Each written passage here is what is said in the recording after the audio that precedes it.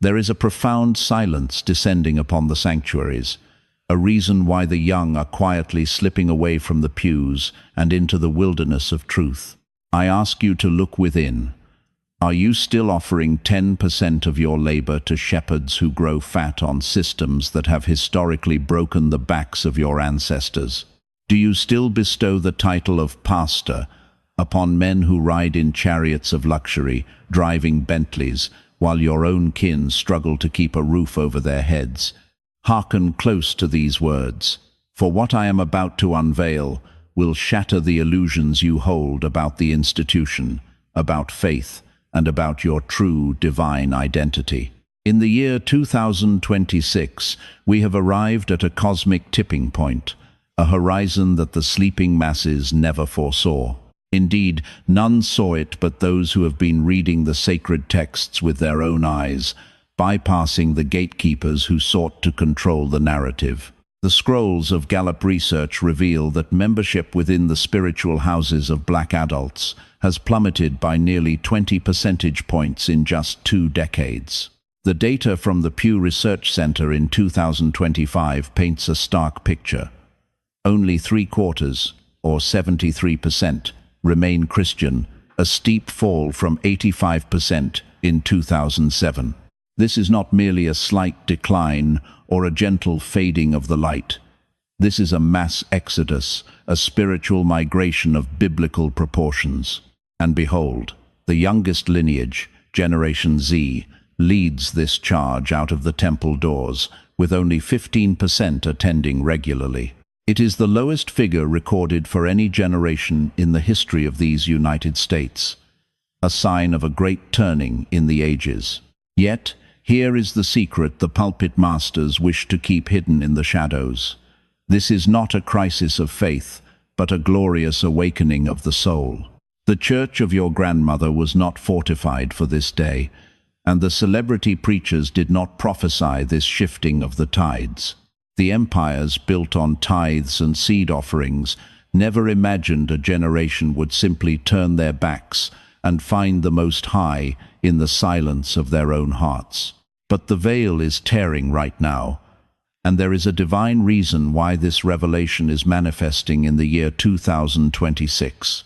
This year marks the continuation of a timeline, exactly 400 years since 1625, when the roots of systematic bondage took hold in this land. Does the number 400 resonate within your spirit? It should, for it is etched into the Holy Scriptures in Acts chapter 7.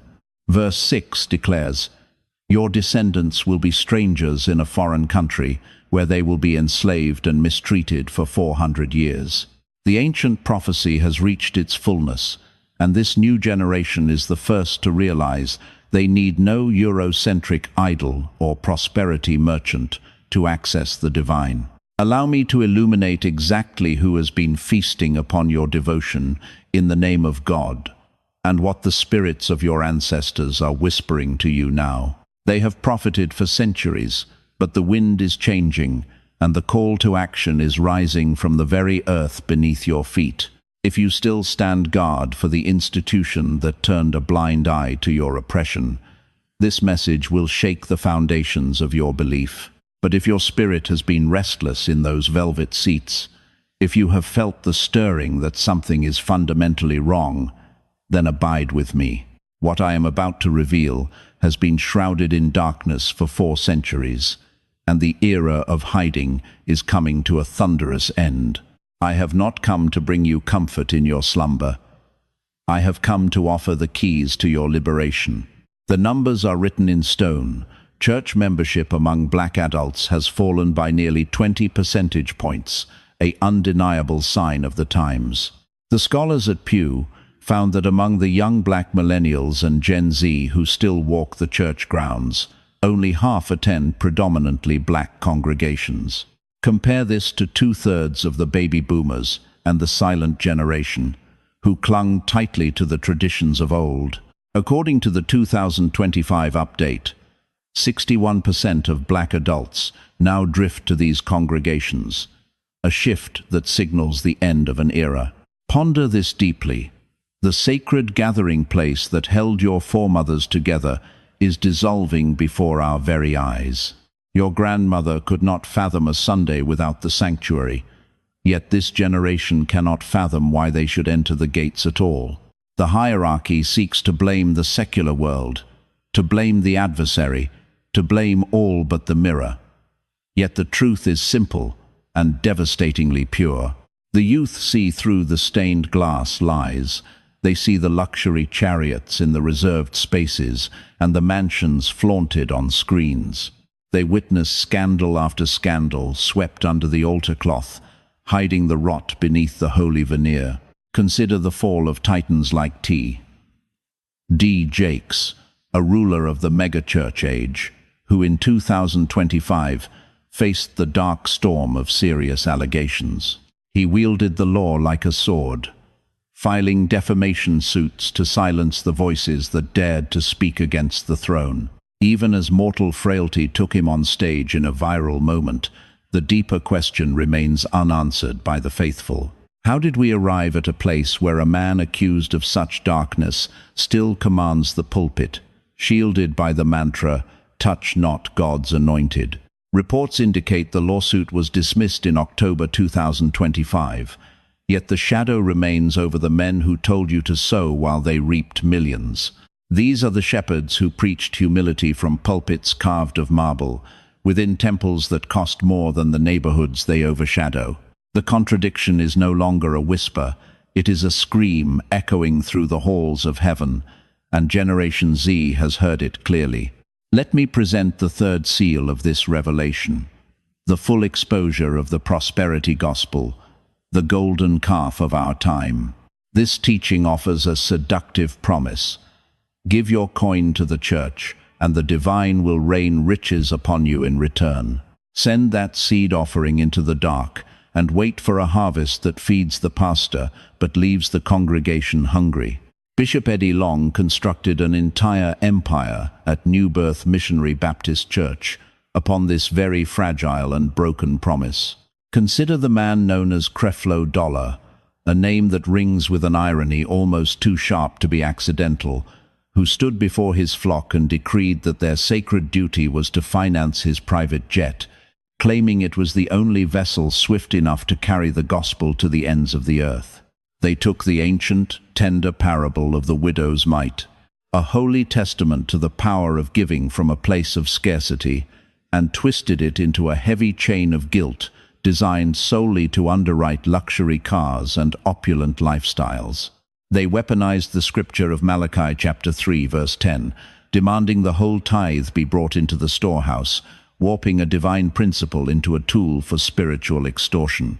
And while their storehouses burst with excess, the very people they led were left stumbling in the dark, unable to keep the lights burning in their own homes. Yet, as the wheel of time turned to 2025, a profound shift began to tremble through the atmosphere.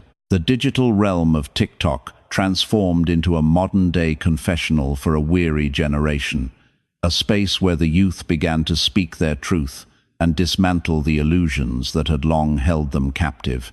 One by one, voices rose to declare, "I ceased my tithing and began to save my harvest," and lo, they found their lives did not crumble, but rather they flourished. "I erected my own sacred altar within the sanctuary of my home, and felt the presence of the divine more intensely there than I ever did within those stone walls. I stopped funding a pastor's vanity and started pouring my spirit and resources back into the soil of my own community. When the people withhold their tribute, the false empire begins to fracture, and that is precisely the crumbling we are witnessing in this present moment. Behold the fourth seal of evidence that binds this entire revelation together. This is where history bleeds into prophecy.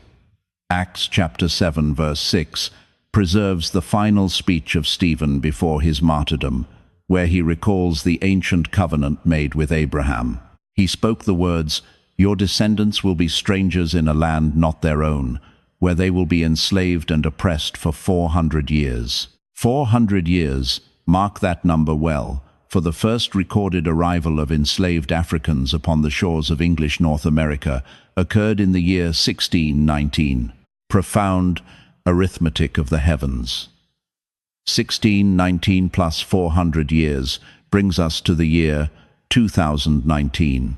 Yet, scholars of the deep history note that the systematic trade truly intensified around 1625, which carries the timeline forward to 2025. Thus, in this very year, the prophetic circle closes, and Deuteronomy chapter 28, verse 68, unveils yet another layer of this ancient mystery that we dare not overlook. The text declares, "The Lord will send you back in ships to Egypt on a journey I said you should never make again, and there you will offer yourselves for sale to your enemies as male and female slaves." Ships, bondage, enemies, these are not mere metaphors or symbolic shadows. They are specific, chilling predictions of a reality that came to pass. It describes with haunting precision the harrowing journey of Black Americans whose ancestors were stolen, shackled in the belly of wooden beasts, and trafficked across the vast Atlantic Ocean. For generations, the institution told you to wait for your paradise in the hereafter, to embrace suffering as your holy cross, and to remain silent in your patience. But the voice of prophecy declares that 2025 is the year the ancient curse is broken, and the great spiritual awakening commences. This is the reason your soul has felt so restless. This is the reason the old sermons no longer pierce your heart or offer comfort as they once did. This is why you cannot force your feet to return to that building. Even when the ghosts of guilt try to drag you back, you are awakening precisely at the appointed hour. Do not mistake this for coincidence, nor call it backsliding. This is a divine appointment, a realignment of the soul. Let that truth settle deep within your spirit. The exodus of the youngest generation from the church in unprecedented numbers is not a random, chaotic event. It is unfolding exactly 4 centuries after the prophetic clock began its countdown. They are not losing their faith, they are liberating it from a system designed to govern their minds. But before we descend further into the depths of this current revelation, you must grasp that this struggle did not begin in 2025. This is a cyclical pattern, a machinery of control that has been grinding for centuries. Every single time Black people reached out their hands toward freedom, the institution stood there, clutching a Bible in one hand and iron chains in the other. Now, let us turn the page to the 5th chapter of this saga. We enter the 5 distinct stages of historical control, tracing the lineage of this spiritual suppression. Allow me to illuminate exactly how this strategy manifested through 5 eras of history. For once your eyes are open to the pattern, you will never see the world the same way again. Stage 1. The era of enslavement. In the dark days of slavery, Christianity was not presented as a vessel of good news or salvation. It was forged into a weapon of absolute dominance. The masters did not preach the scriptures out of love for African souls, but curated specific verses with surgical precision to manufacture obedient property. Slaves, obey your earthly masters, this line from Ephesians chapter 6 verse 5, was chanted like a mantra of subjugation. Yet the book of Exodus, the thunderous epic of God, shattering the chains of the enslaved in Egypt, was conveniently silenced and hidden away. Indeed, the oppressors crafted what is now known as the Slave Bible, published in the year 1807 by the Society for the Conversion of Negro Slaves, a book that severed 90% of the Old Testament and 50% of the New Testament. They carved out 90% of the ancient texts and half of the New Covenant. They excised every story of liberation, every moment where the divine stood with the oppressed, and every promise of freedom. What was left was a hollowed-out manual for servitude, a spiritual cage.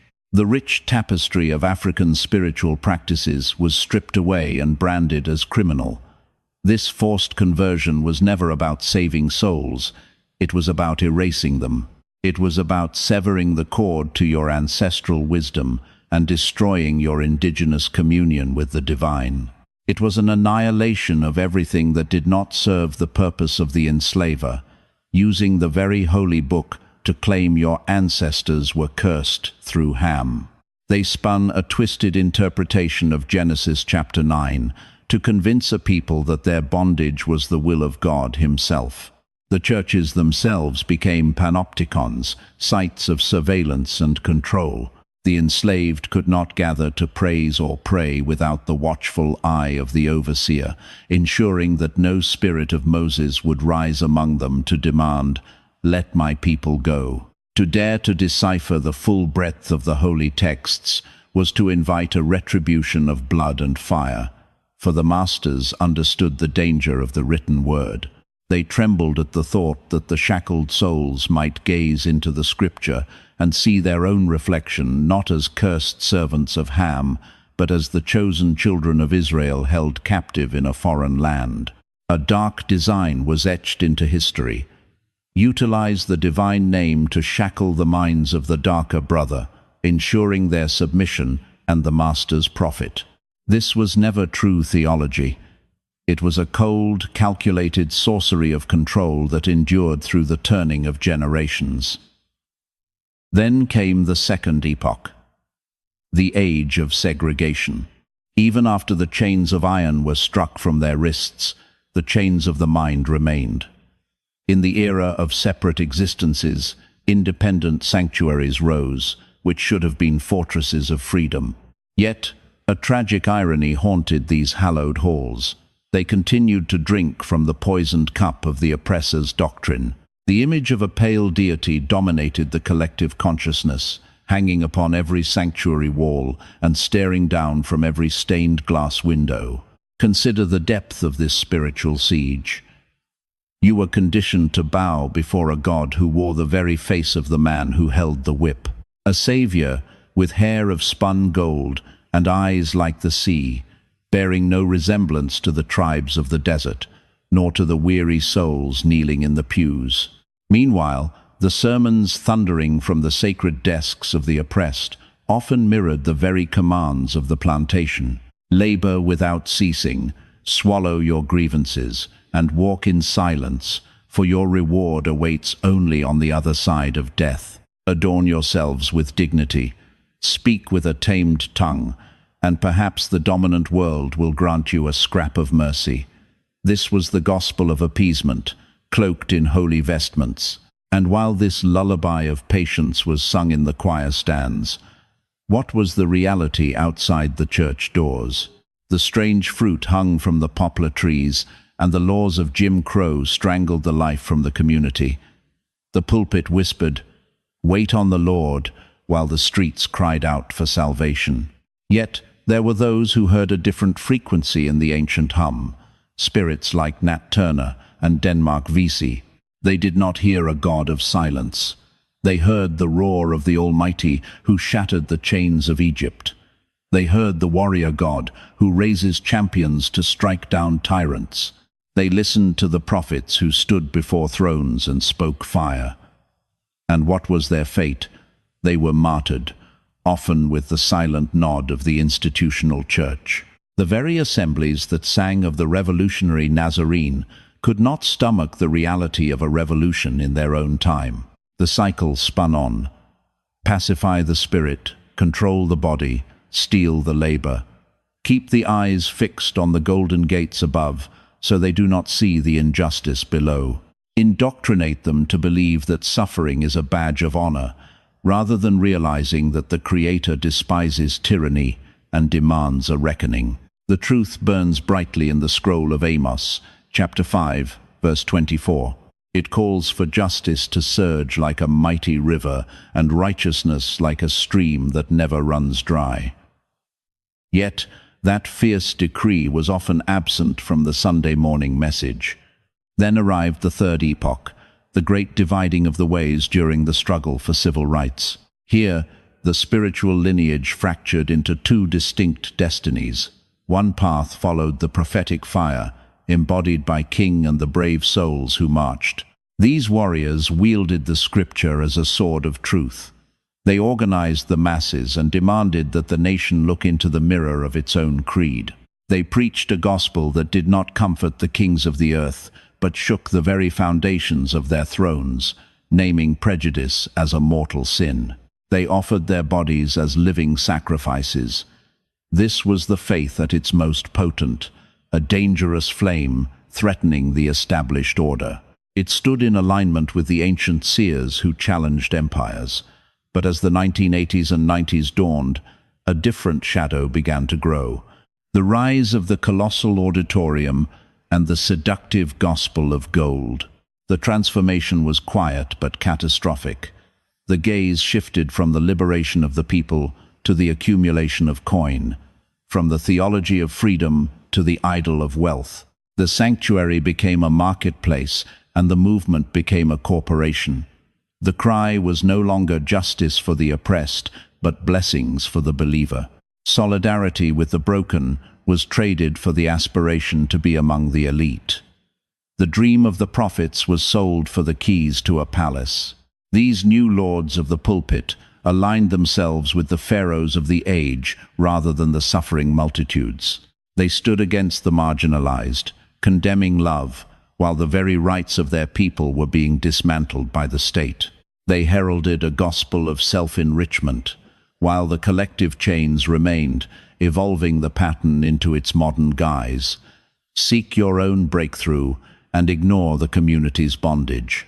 Keep the flock chasing the wind of personal gain instead of building the stone walls of justice. Keep them filling the seats and emptying their pockets, rather than organizing their power to reshape the world. It was the same ancient control, wrapped in a glittering new package, and it seduced the masses for decades. Now we enter the fourth age, the empire of the glass cathedral, years 2000 to 2020. As the neighborhoods around them crumbled into dust, the empires of these mega-sanctuaries rose to touch the sky. This was the era of the celebrity shepherd, armed with personal brands, literary bestsellers, and dominion over the airwaves. Men like Jakes, Dollar, and Long constructed multi-million-dollar fortresses, complete with cafes and studios, turning the house of prayer into a den of commerce. They soared through the heavens on private wings, claiming it was essential for the spread of the word. They dwelt in palatial estates, framing their opulence as divine favor, offering their own lives as proof that the golden calf could speak. The offering plate became an investment scheme. Plant a seed of $1,000, they promised, and watch the heavens rain fortune upon you. It was a manipulation of the highest order, sophisticated and cruel, wrapped in the very pages of the Holy Book. When the veil of righteousness tore as it did repeatedly, revealing the rot of financial greed, carnal sins, and power abuses beneath, the flock was fed the same ancient mantra: do not lay a hand on the chosen vessel, let the treasury remain full, a divine shield for earthly corruption. However, the digital age brought a storm that changed the landscape forever. Suddenly, the curated illusions spun from the altar faced a new, untamable challenger. The youth possessed sight beyond the sanctuary walls, spotting the hypocrisy as it breathed. With a flick of a finger in the pews, they unveiled the shepherd's hoard of gold. The oracle of the search engine revealed the disparity, while the sermon preached humility. They discovered ancient streams of wisdom flowing outside the gate, finding new prophets and different truths. The question began as a mere murmur in the spirit. Why does the shepherd ride in a chariot of diamonds while the temple begs for copper to fix the roof? Palaces of glass and steel rise, while the wounded are silenced. Why does this holy gathering resemble a soulless merchant's guild rather than a refuge for the soul? The fracturing of the soul became too heavy to bear. The ancient machinery, oiled by silence for centuries, began to grind and screech. The digital sphere became the great hall of testimony, where notes were compared. The foundations of the empire trembled. Part 5. The Great Acceleration and the spiritual rebirth, from 2020 to 2025. Then the plague year arrived, and time collapsed. The pestilence sealed the doors of the stone temples, bringing about the very isolation the mega-shepherds feared most. Souls were cast into the wilderness to find God without the stage lights, without the organ's swell, without the collective hypnosis of the crowd. In the sacred silence of their own chambers, the questions finally found a voice. Does the Spirit truly dwell within those walls, or was I merely bound by chains of guilt, surveillance, and expectation? When the breath was stolen from George Floyd, and the streets erupted in a fire for justice, the young generation looked to the pulpit with a burning inquiry. Where are the healers? Where is the voice of thunder that speaks for the oppressed? Where is the moral compass? The silence was deafening, or deeper still, a betrayal. Prominent shepherds chose the table of Caesar over the tears of their flock. The digital square of TikTok became the new gathering place for truth in 2020 and 2021. Whispers once stifled in the back pews became shouts in 60-second sermons. The wounds of the church were laid bare for the world to witness. The theology of greed was dismantled, piece by piece, before the eyes of millions. A hunger for the old ways awoke, communing with the ancestors, the beat of African spirituality, the mysteries of hoodoo, the roots of the Israelites. It spread like holy fire. The forbidden became the path. By 2024 and 2025, the idols began to fall in rapid succession. It was no longer a stray ember, but a consuming inferno. The pattern was so stark that even the most blinded devotee had to admit the roots were poisoned. The verdict from the rising generation was swift, absolute, and unyielding.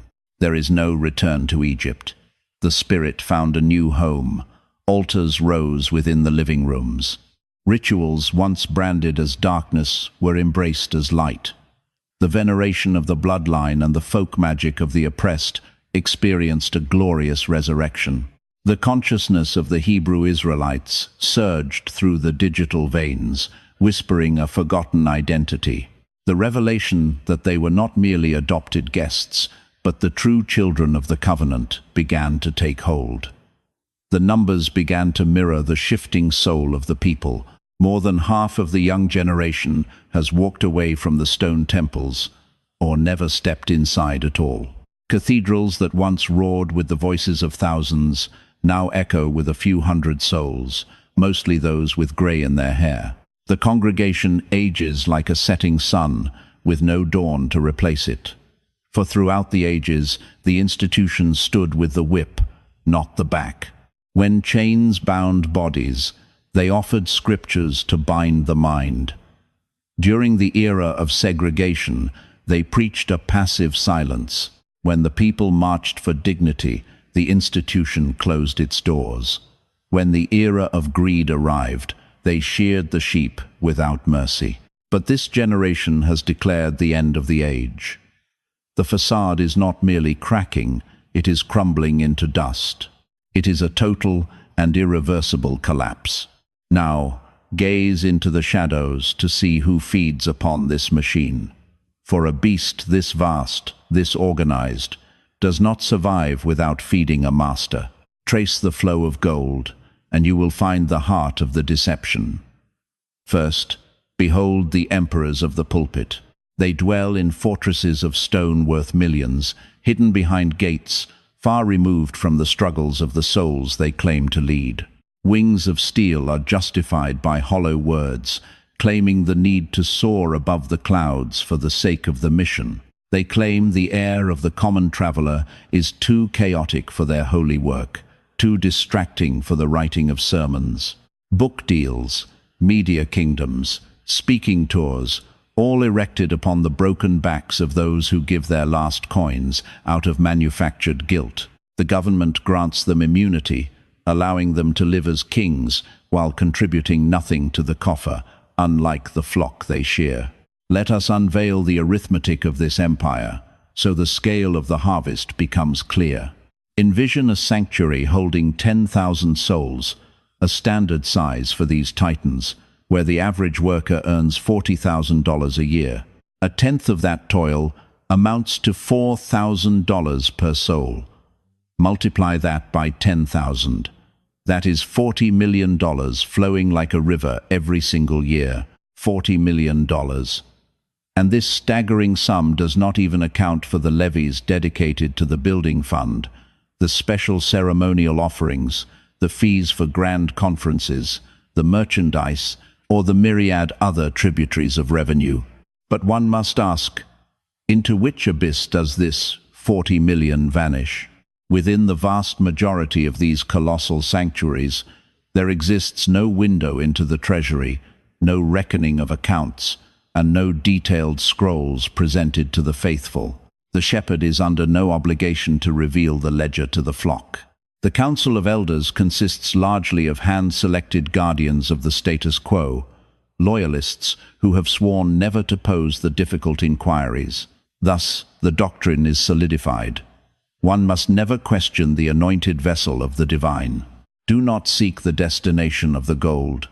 You are commanded only to sow your seed in blind faith, trusting that the stewardship of the leadership is righteous and pure. For if you were to actually trace the path of the currency, if you demanded the purifying light of an audit and true transparency, the corruption would stand revealed before you. You would witness the painful truth that the widow's mite is primarily funding the opulent existence and the personal empire of a single man or a single dynasty, all while the very community that surrounds the temple walls remains trapped in destitution. This is precisely why the prospect of an exodus strikes such terror into their hearts. Without the ceaseless river of tithes, the entire kingdom crumbles. The wings of private aviation are clipped and repossessed. The sprawling estates face the gavel of foreclosure. The broadcasting empires fall into silence. They know this deep within their bones.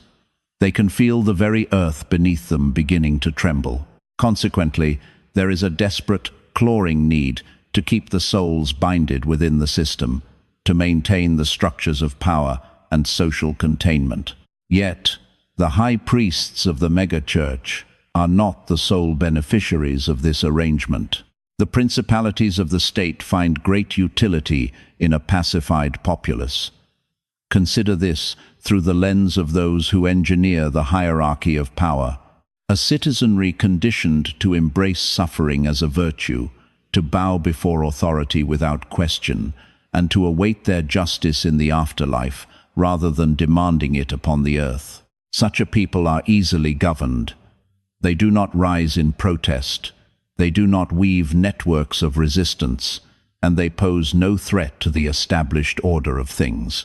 These religious institutions enjoy an exemption from tribute that costs the state billions in potential treasure. Yet, the government deems this a worthy price, for the church provides the ultimate mechanism of social control.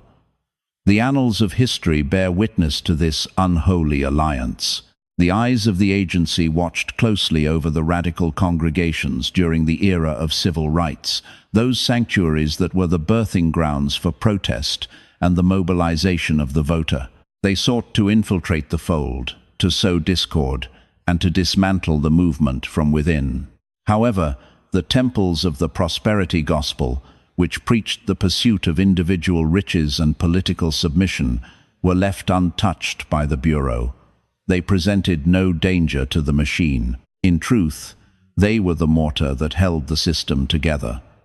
The gospel of prosperity evangelizes an extreme form of individualism, proclaiming that your breakthrough is a solitary journey.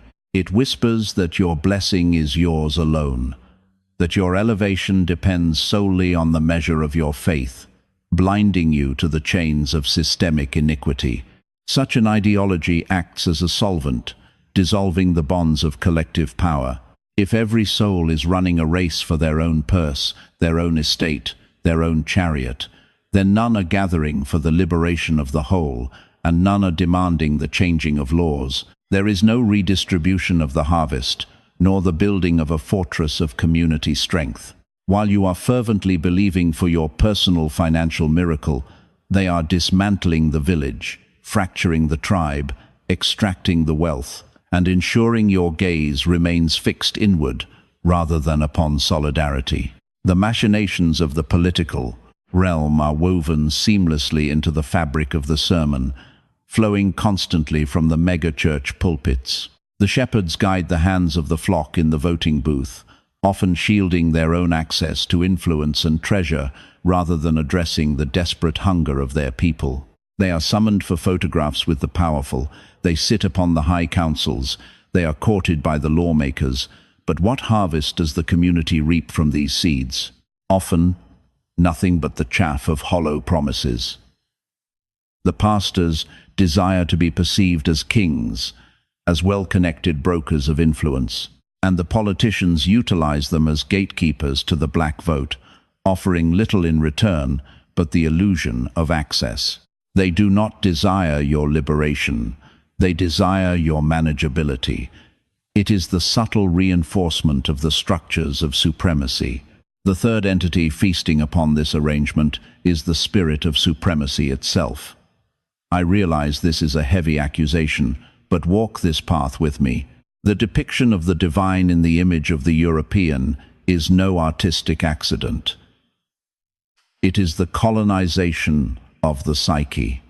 If the Creator bears the face of your oppressor, you subconsciously bow to oppression as the order of heaven. If the ultimate sovereign, the King of Kings, possesses the features of Europe, then the people of Europe must sit closer to the throne, must be more righteous, must be the very standard of being. That is the silent sermon embedded in every portrait of a blonde Messiah. And it is effective. It cultivates a deep religious sense of inferiority. This theology of prosperity was not birthed in our houses. It was imported directly from the altars of white evangelicals. Men like Kenneth Copeland and Joel Osteen were the pioneers of these doctrines. Then, the shepherds of the black community adopted this foreign model and sold it back to their own congregations. They handed you a theology, forged by others, and named it your salvation. Meanwhile, the suppression of African spirituality, the demonization of the ancestral bond, and the criminalization of indigenous wisdom, all of this served the empire of supremacy to perfection. For if the people were to remember that their ancestors walked with the divine long before the chains were forged, before the faith was weaponized, before the scourge of colonization, they might begin to ask dangerous questions. They might awaken to the realization that their spirituality was stolen, just as their lands, their labor, their names, and their sovereignty were stolen. They might begin the work of decolonizing their minds and their faith.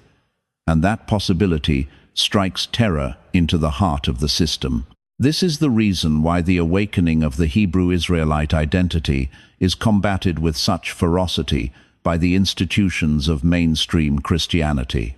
The revelation that black people, specifically those in the Americas, might be the literal bloodline of biblical Israel, not strangers grafted in, but the true heirs of the covenant, changes everything. This revelation unravels the chains of theological domination that have bound the minds of the faithful for centuries. The ancient scrolls and historical whispers suggest that the children of Israel were of the sun-kissed soil, dwelling deep within Africa and the cradle of the East. The stones of the earth cry out in agreement through archaeological discovery, and the descriptions of old mirror this reality. Yet, a heavy veil was cast over this truth, a deliberate whitewashing that repainted the sacred, melanated visages of Scripture with the pale features of the conqueror. While the skeptics may cast stones at the movement for lacking their approved credentials, and though some fringes wander into extremism, the spiritual heart of this awakening shatters the established paradigms. For when the people of the diaspora gaze into the Holy Writ and behold their own reflection staring back from the prophecies, the very foundations of their faith are transformed. No longer do they stand as beggars at the gate of a stranger's temple, They rise to reclaim the inheritance that was stolen from their ancestors. The architects of the current power structure tremble at such sovereignty. The true beneficiary of the status quo is the institutional church itself.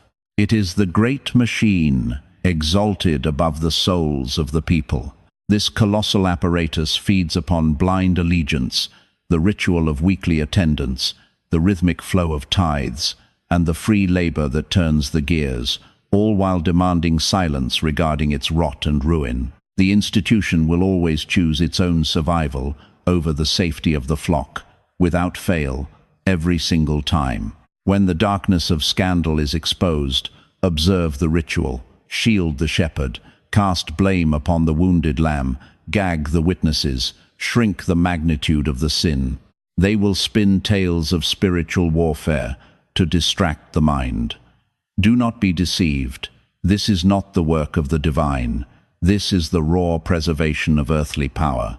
These denominations sit upon thrones of gold, hoarding billions in vast estates, investment ledgers, and tangible assets. The humble sanctuary where your grandmother prayed may sit upon earth valued at millions, yet the deed lies far from the hands of the community. It is not held by the local assembly, but by distant headquarters, faceless boards, and shadow trustees. They hold the keys to the kingdom's wealth, while the members pay for the sweeping of the floors. But a demographic abyss approaches. The exodus of the rising generation threatens to starve this beast. If the youth do not return, if they do not bind their children to these altars, if they do not become the funders of the future, the entire empire will crumble into dust within 20 years. And the gatekeepers are acutely aware of the encroaching twilight. They watch the edge of the cliff drawing near. Panic stalks the halls of their denominational councils and leadership summits. They ask how to paint the sepulchre to attract the young, how to make the ancient rituals relevant, but they dare not utter the true question. Why should the awakened generation pledge fealty to a fortress that has betrayed them time and time again? Why should they pour their substance into a system that fattens the few while the many starve? Why offer loyalty to an order that demanded their silence in the face of abuse? They will not ask these questions because the answer demands the total dismantling of their hierarchy. And those who feast at the table of the structure will never voluntarily destroy the banquet. Thus, when the coffers run dry, when the children walk away, when the cathedrals echo with emptiness, the empire has no choice but to fall. Do not weep for Babylon. This is not a tragedy. This is divine justice. This is prophecy unfolding. This is the 400 years of captivity drawing to their thunderous close. I sense the hesitation in your spirit, the thoughts forming in the quiet of your mind. I hear the objections rising like a defensive wall, for I have heard these frantic whispers 1,000 times before. Come, let us walk through the valley of these excuses, every defense raised to remain in a broken system, and I shall reveal why they are but mist before the morning sun. The first idol they raise is the command, "Touch not God's anointed."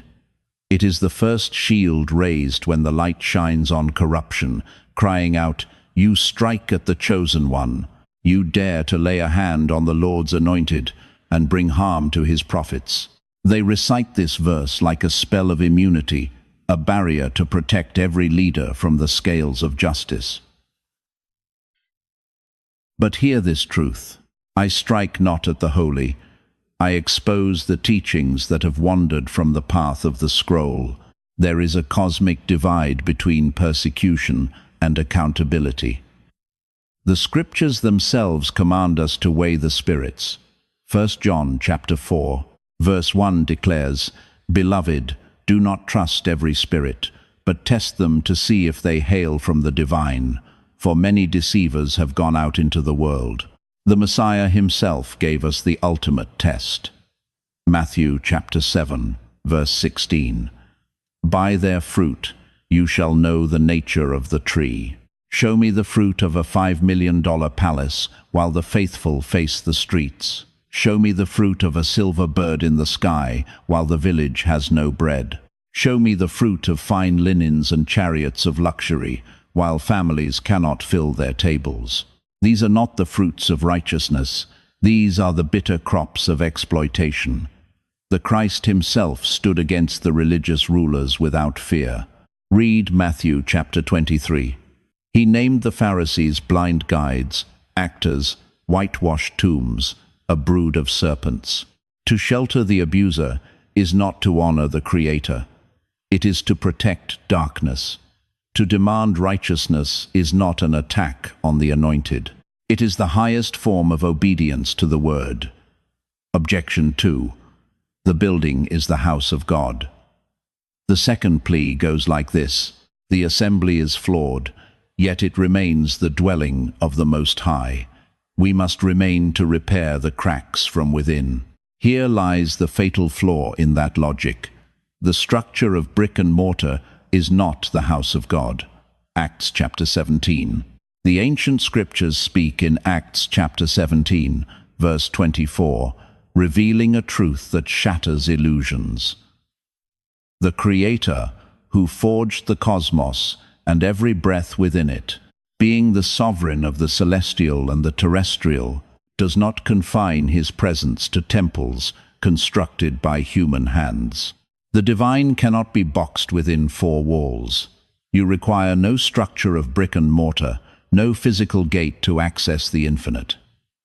Consider 1 Corinthians chapter 6. Verse 19 asks a question that echoes through the soul. Do you not realize that your very vessel is the sanctuary of the Holy Spirit residing within you? You are the living tabernacle, not the edifice with the towering steeple and the stained glass casting shadows over the asphalt. Yet, the religious machine has conditioned you to believe that salvation is impossible without their seal of approval. They insist you need the building, the rigid program, and the pastor acting as a divine middleman. But that is not the written word. That is merely human control disguised as doctrine. Then whispers the third deception, that to walk away from the institution is to abandon the Most High. This is the accusation that you are leading souls into the wilderness. Let us pierce through that veil of confusion. I am not guiding souls away from the Creator. I am guiding them away from the charlatans who wear his name as a mask. Stepping out of a corrupted religious system is fundamentally different from turning your back on God. In truth, severing ties with the institution may be the precise obedience the Spirit is demanding of you. Jeremiah chapter 23, verses 1 through 2, records the thunderous judgment. Woe to the shepherds who destroy and scatter the sheep of my pasture. Then comes the fourth defense, the plea that not every gathering is tainted. They claim, not all churches operate this way. And while there is truth in that, the rot is deep enough that 55% of the rising generation has already vanished. The decay is profound enough that membership has plummeted by 20 percentage points in merely 20 years. This is no statistical glitch. It is a revelation of a systemic collapse. And here lies the heart of the darkness. When the scandals erupt, where are the righteous shepherds condemning the wolves? Their silence is not neutrality, it is complicity. The system is designed to crush those who speak truth while shielding those who prey on the innocent. Then arises the fifth objection, the nostalgic argument of legacy. They ask, what of the history? What of the good that has been wrought? I bow in deep reverence to the prophetic tradition of the Black Church. I honor the sanctuaries that served as stations on the Underground Railroad and the war rooms of the Civil Rights Movement. But do not be deceived that sacred assembly is not the prosperity gospel empire we behold today. The congregation that risked death for liberation is worlds apart from the modern corporation charging $300 for a VIP seat to hear a sermon. The righteousness of yesterday cannot wash away the iniquity of today. We must now speak of the call to Exodus. Departing from the building does not equate to departing from the divine presence. What if walking away is actually your supreme act of faith? What if the Most High is summoning you out of a spiritual Egypt? Hosea chapter 4 verse 6 declares, "My people are destroyed for lack of knowledge. The institution fed you their curated knowledge, their filtered interpretations, and a theology engineered to keep you docile and manageable. But the hour has come to pursue the raw, unfiltered truth for yourself." Consider the awakening of the Hebrew Israelite consciousness. The fulfillment of the 400-year prophecy signifies that a massive spiritual shift is unfolding at this very moment. Acts chapter 7, verse 6, and Genesis chapter 15, verse 13, speak of 4 centuries of affliction in a strange land. That timeline has reached its fullness. Deuteronomy chapter 28, verse 68, foretells a people brought back to Egypt in ships. Cargo ships traversing the Middle Passage, carrying souls sold into bondage. Ask yourself, what if the people branded as black in America are, in truth, the scattered descendants of the biblical Hebrews mentioned in ancient prophecy? This profound realization is precisely why the mainstream religious structure fights against this awakening with such ferocity. Because the moment you discover your true lineage, you cease begging for spiritual crumbs from the table of another. You begin to read the scriptures not as a spectator, but as the heir reading their own family history. Now, let us address the fear of isolation. Many tremble at the thought that without the church, community dies. Here is the revelation. You must build it yourself. Your ancestors did exactly this. They formed gatherings in homes where souls truly knew one another. They built networks of mutual aid where bread and resources were shared without bureaucracy. The church does not hold the copyright on community. They have merely monetized the human need for connection. If these words are vibrating within your spirit, shaking the foundations of your slumber, do not merely watch this vision and return to the fog. This is a kairos moment, a prophetic intersection, and you are a vital thread in the tapestry. Declare your awakening. Inscribe the word awakened in the comments below. Let me witness those who are ready to admit what their spirit has long known. Pass this message to those who have been wandering in doubt. If you have walked out of the church doors in these past few years, write Exoduses as your testimony. I need you to understand that you walk this path with a multitude. This message is not here to dismantle your faith. It is here to liberate your faith from the hands of those who weaponized it to keep you in chains. You are not a rebel for asking why a shepherd needs a third palace. You are not backsliding for walking away from an atmosphere that reduced you to something small and controlled. You are awake. And to be awake in a world that demands your slumber is the most dangerous threat to a corrupt system. Your ancestors groaned and prayed for the rising of this very generation. They prayed for the ones who would finally shatter the shackles, not just the iron on the wrists, but the mental prisons and the religious chains that are often the hardest to break because they are painted to look like holiness. This is the consciousness of the remnant rising. You are not insane for perceiving what the masses refuse to acknowledge. You are conscious. You are aware. You are part of the remnant that values difficult truth over comfortable lies. This is not merely my tale to weave. This is our collective epic. You are an active participant in this prophetic unfolding, whether you fully grasp it or not. The very fact that you remain here, watching, the fact that this frequency resonates with your core, the fact that you did not turn away when I dared to challenge the sacred cows of religion that signifies a deep and powerful truth. This resonance within you proves that your very soul discerns the vibration of truth, even when it arrives in a vessel of discomfort. This is the precise, ordained rhythm of destiny. Stand still in this sacred silence and allow the weight of this revelation to permeate your being. The year 2026 It marks the great continuation following 4 centuries of silence. The great departure from the hollow halls of organized religion is no accident of history. It is a celestial alignment. Do not be deceived into thinking this is chaos or chance. This is not the adversary laying siege to the sanctuary, as the hirelings behind the pulpit would have you fear. Nay, this is the very scroll of prophecy unrolling before your eyes. It is the sovereign clock of the heavens striking its hour. We are the chosen lineage, appointed by the Most High to witness the closing of the age of captivity and the dawning of the great restoration. Your existence was woven into the fabric of time, specifically for this apex of history. You walk the earth during the manifestation of words uttered by prophets millennia ago. Let the magnitude of that truth tremble through your bones. Let it rouse you from the deepest slumber into total awareness. Your presence here is no cosmic mistake. This stirring within your soul, this refusal to sleep, is not an act of rebellion, but the inevitable call of your destiny.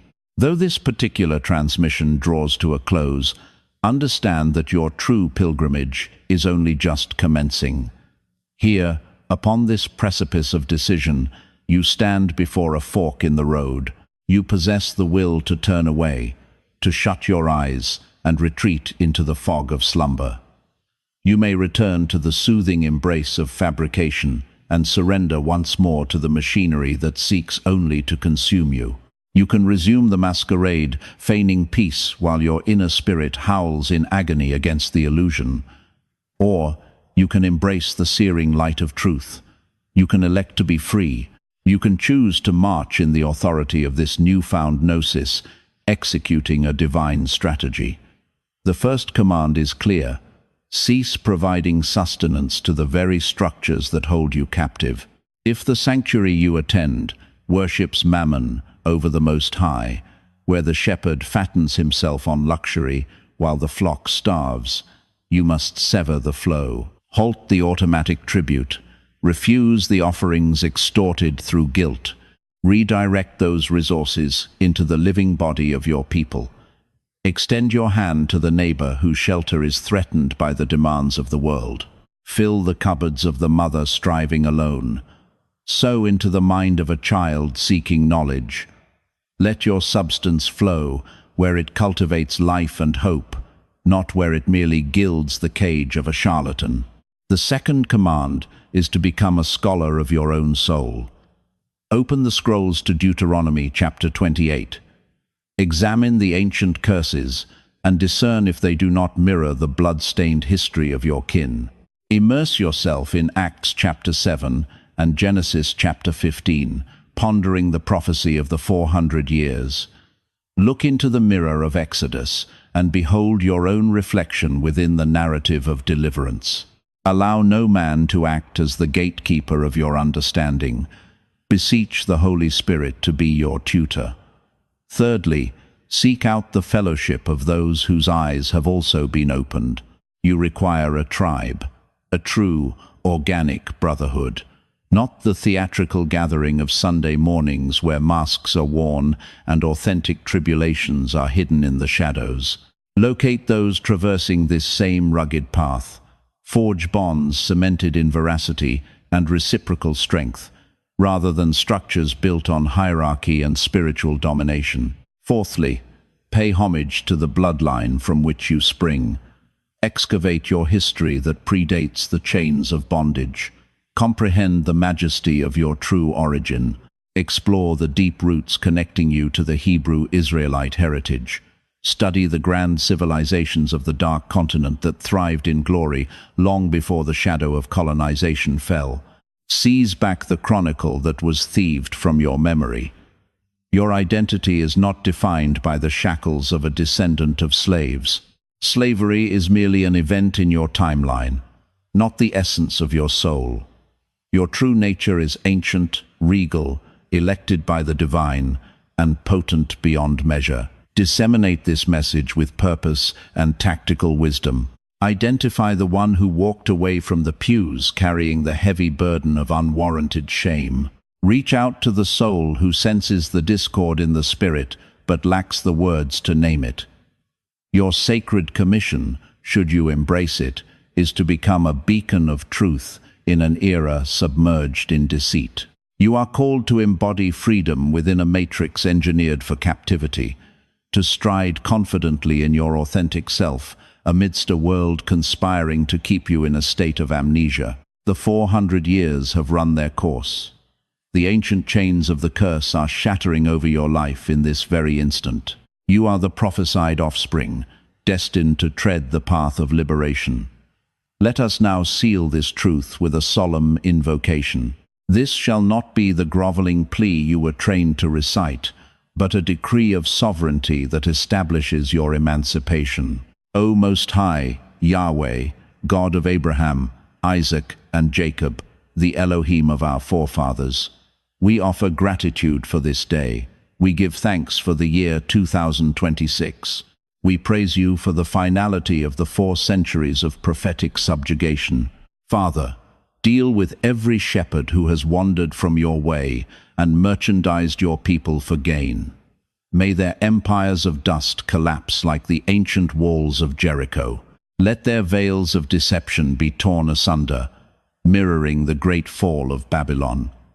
We petition for the total restitution of all that was plundered. Restore our names, our heritage, our chronicles, and our honor. We speak a decree of absolute liberty over this rising generation. We declare liberation from the sorcery of spiritual manipulation, from the chains of financial usury, from the imagery of a foreign messiah, and from the venom of the prosperity gospel. We stand in reverence of our ancestors who endured the long night of 400 years. We speak across the veil. We perceive you.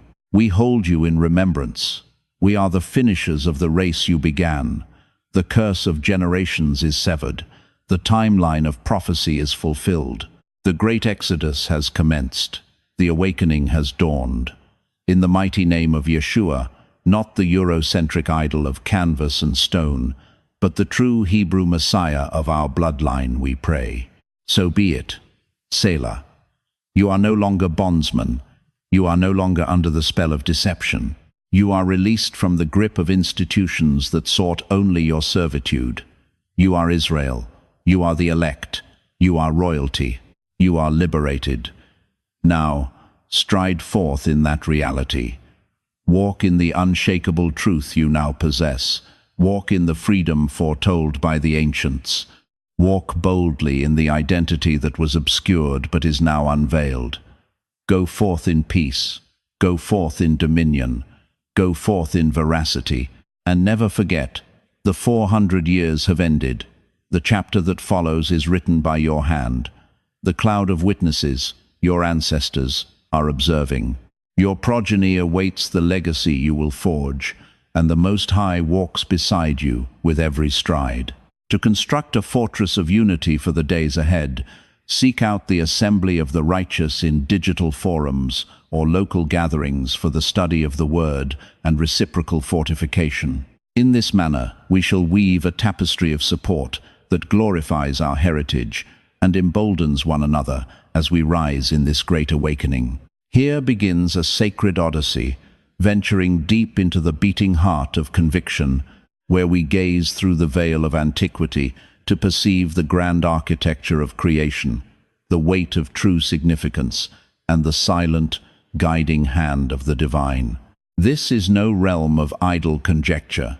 Rather, it is a solemn pilgrimage through the currents of narrative, unveiling how the unyielding steel of endurance and the radiant light of purpose are inextricably forged into the human saga, as whispered by the holy texts.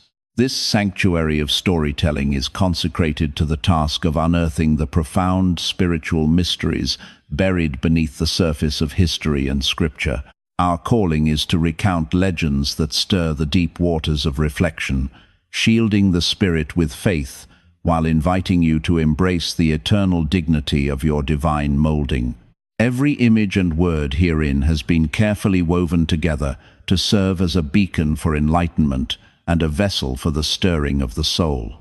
It is forged from the raw iron of ancient themes, the echoing interpretations of the past, and the quiet mirrors of meditation. Let it be known that this work seeks only to unite and uplift, bearing no weapon of malice, exclusion, or enmity toward any living soul. Should this message find a home in your heart, honor the journey by casting your favor upon it and passing the torch to those still wandering in the dark.